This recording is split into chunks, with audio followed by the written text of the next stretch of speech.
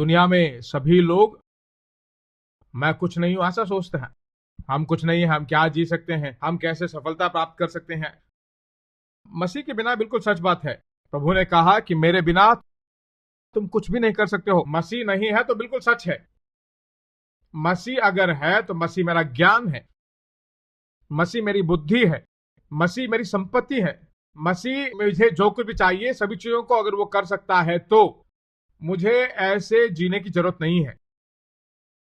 सफलता प्राप्त करना, जयपूर्वक जीने का मतलब, मैं परफेक्शनिज्म नहीं बोल रहा हूं। परफेक्शनिज्म अलग है, एक्सीलेंट इन स्पिरिट में होना अलग है।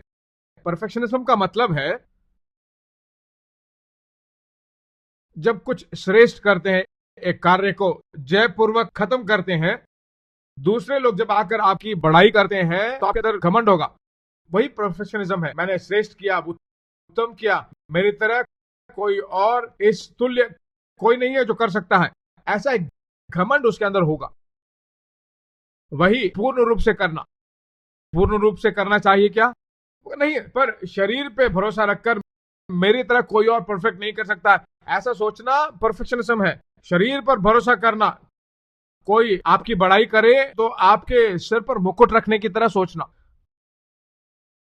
तो क्या आपकी बड़ाई नहीं करनी चाहिए? निश्चित रूप से आपकी बड़ाई करनी चाहिए। आपने अच्छा किया, सुपर किया, बहुत सुंदर किया, हम कौन है देखा क्या, ऐसा सोच नहीं आना चाहिए। हम कौन है वो सोच, हम परमेश्वर के बच्चे हैं, ये सोच होनी चाहिए। आपको कोई महिमा ना करे, आपकी कोई आदर ना करे, ये नहीं। जब आपकी महिमा होती है, आदर करते हैं, तो वो सब किसको ले जाकर आप छोड़ते हो, देते हो, वो बात है।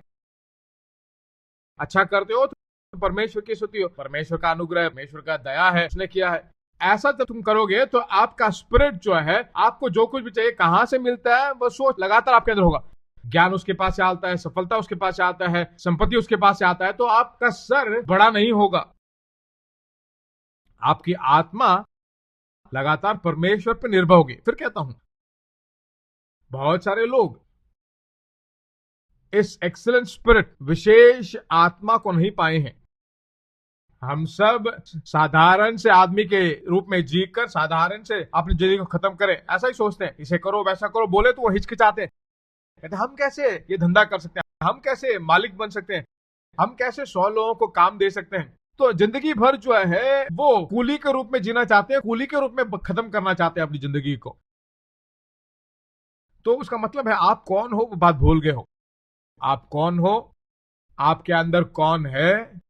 परमेश्वर की आत्मा आपके अंदर है, परमेश्वर के साथ मिले हुए हो, वाचा के लोग हो। वो हक जो आपको दिया गया उसको आप भूल गए हो और हो भी गए हो। सुन रहे हो मेरी बात? हर वक्त अपने आप को मत देखिए शरीर के रूप में, आप कौन हो, आप क्या हो क्या नहीं, वो नहीं। आत्मा में आप क्या हो, मसीह में आप क्या हो, किसके साथ मिले हुए हो, वही बहुत मुख्य है। हमारे एरिया में कोई अमीर नहीं है इसलिए मैं अमीर की तरह नहीं जी सकता, नहीं। हमारे एरिया में सब ऐसे ही हैं। तो मैं कहता हूं एरिया की बुद्धि है, मसीह की बुद्धि आप में नहीं है। आपके एरिया में सबके सब गरीब हो सकते हैं, आपके एरिया में सबके सब साधारण से दूसरी श्रेणी के लोग हो सकते हैं। आपको पर ऐसा नहीं जीना है, आपको कभी जीना ही नहीं चाहिए ऐसे। एक परमेश्वर का दास दक्षिण कोरिया में जब सेवकाई शुरू करता, सब गरीब लोग झोपड़ी में रहते थे, सबके सब गरीब, चर्च में जो भी आते थे सब गरीब, कलीसिया में आने वाले सब गरीब, गरीबों की कलीसिया की तरह वो दिखाई पड़ता था। प्रत्येक दिन वो घर में जाके बोलता था कि तुम धनी बनने के लिए, ऐश्वर्यवान बनने के लिए मसीह तुम्हारे लिए सूली पर मरा।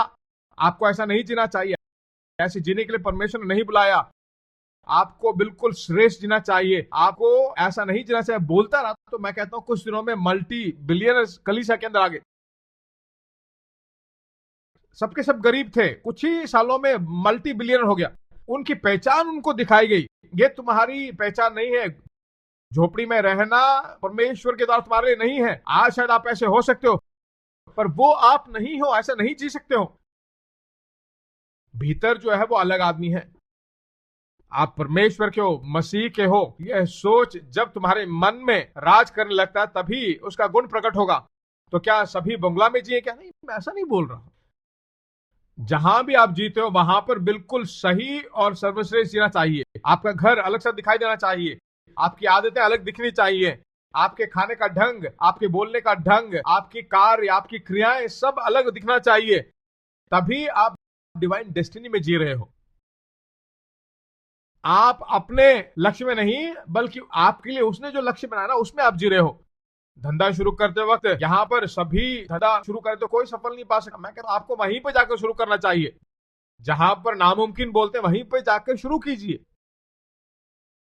आपके मन में, उस पूरे एरिया भर में, उस परिस्थिति पे नहीं, बल्कि भीतर ही परमेश्वर प्रतिज्ञाओं के साथ जो तुमने वाचा बांधा है, तुम्हारी जो पहचान है वो कभी खराब ना होने लायक अंदर छाप लगी होनी चाहिए। जो भी पहचान है उस पहचान के अनुसार आप खुद बदल जाओगे।